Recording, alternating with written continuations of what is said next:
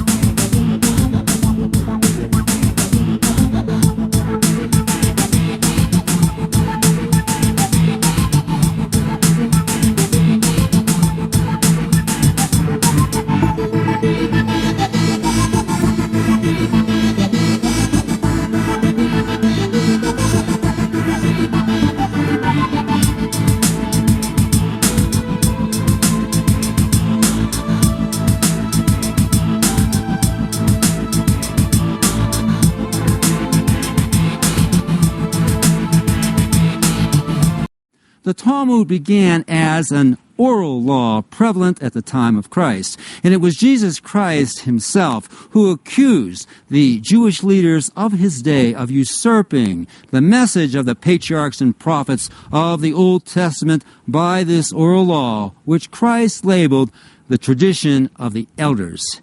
Enraged by Christ's censure, the Jewish elders arranged for Jesus Christ to be crucified, and ignoring the significance of his resurrection, committed their tradition to writing, which reached its final form in 800 A.D. in the multi-volume set known as the Talmud.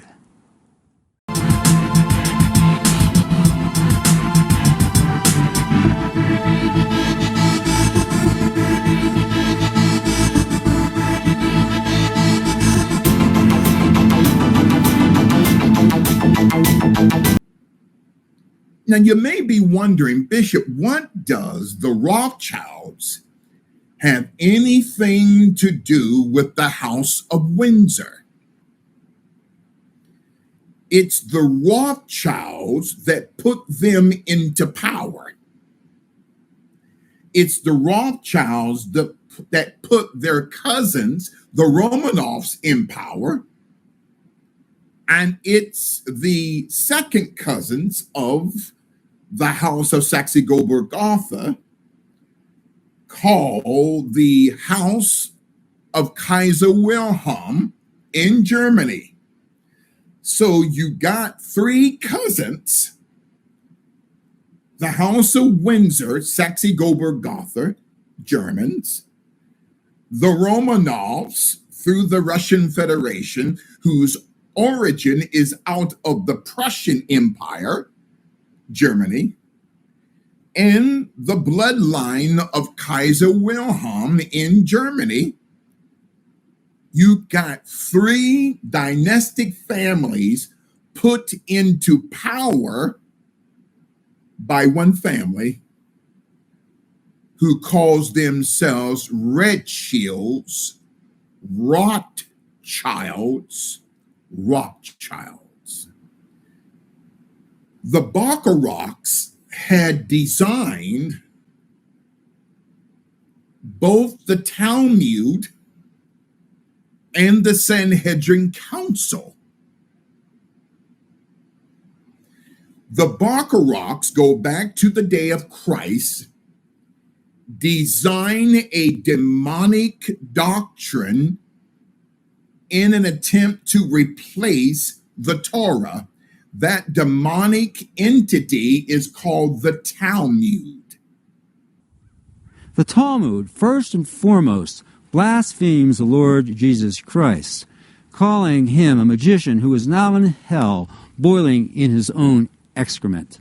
The Talmud also blasphemes Christ's Holy Mother, the Virgin Mary, calling her a hairdresser, a prostitute who had sex with carpenters. Then the Talmud spews its venom on the Gentiles to be treated less than subhumans, defrauded, cheated, and even murdered as civilians in times of war, though they be innocent women and children. Thus we find world Jewry condoning the atrocities committed against the people of the Gaza Strip by the Israelis. Why? Because, as historian Israel Shahak points out in his book, Jewish Religion, Jewish History, Jewry's disparaging attitude toward the Gentiles has been formed, set in stone, throughout the centuries by the writings of the Jewish Talmud. Indeed, the Talmud, formative of Judaism since the time of Christ, is nothing less than a religion of a tribal crime syndicate. The true followers of the patriarchs and prophets of the Old Testament are those who have embraced the hopes and predictions of those holy men, realized and fulfilled in the New Testament. As a former Jew, now an Orthodox Christian, I am a follower of the Lord Jesus Christ. What about you?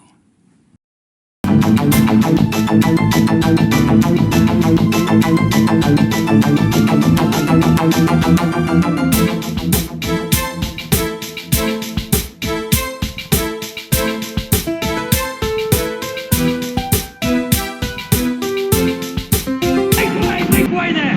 Make way, the priest is coming! Out of the way! Clear the way! The priest is here! Habakkuk is here! This lying cheat was never blind. What? We of the temple know that he only pretended to be blind in order to earn his living. He's right, he's a liar! I've known him a long time. He's never been blind. And what's your story? That you can give sight to the blind. I came into this world to give sight to those who cannot see.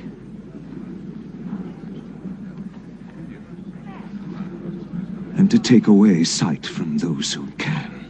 What do you mean by that? That we who are righteous are blind?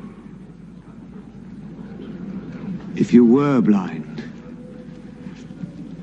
you would be without sin. But since you say we see,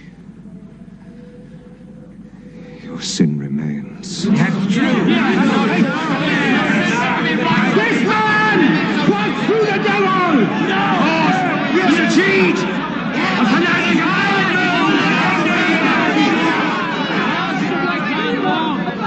Woe to you, scribes and Pharisees! Hypocrites all! For you shut up the kingdom of heaven against men! You do not go in yourselves, nor do you let others enter! Blind guides! You strain at a gnat and swallow a camel! You bow before the letter of the law and violate the heart of the law! Justice! Mercy! Good faith! You are like whited sepulchres, all clean and fair without, but within, full of dead men's bones and all corruption. You see these stones, do you not? I tell you, there will not be left here one stone upon another that will not be thrown down. Yours is a house of desolation, the home of the lizard and the spider. Serpents, brood of vipers, how can any of you escape damnation?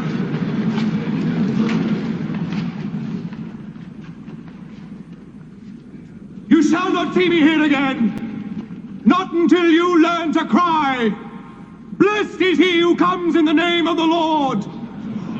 For I and my Father are one and the same.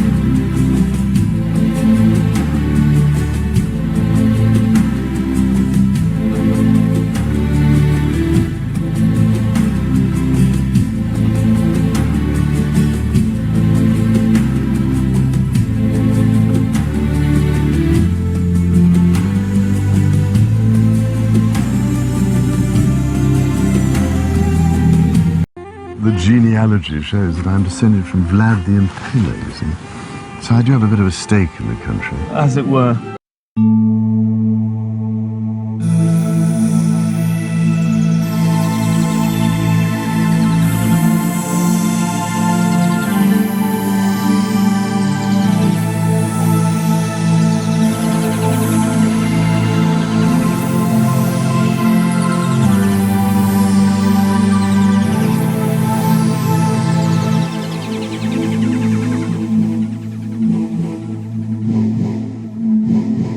But Transylvania was designed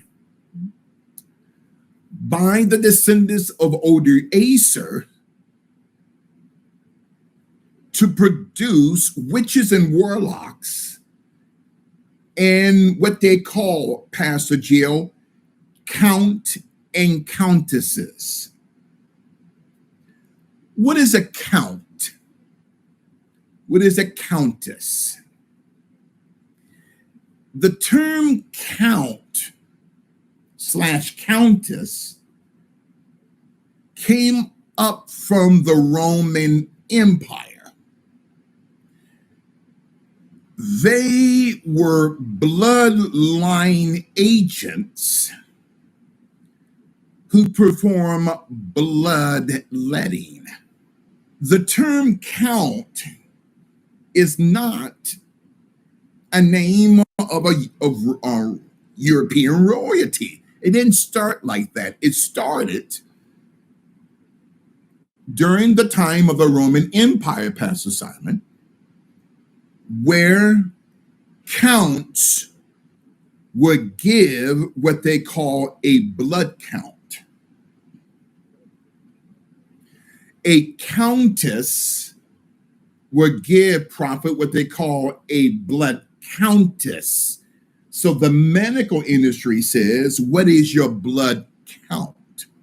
So your blood count originates from blood counters, where they were count by pints how much blood they extracted from children, from adolescents, from young adults, from seniors, going back as early as the Babylonian Empire by way of the Roman Empire. This is where you get the medical term, what's your blood count? So counts and countesses, the term count means not just companion, but going back to Rome, they would count the amount of blood that they had extracted from their victims to give unto the gods of Rome.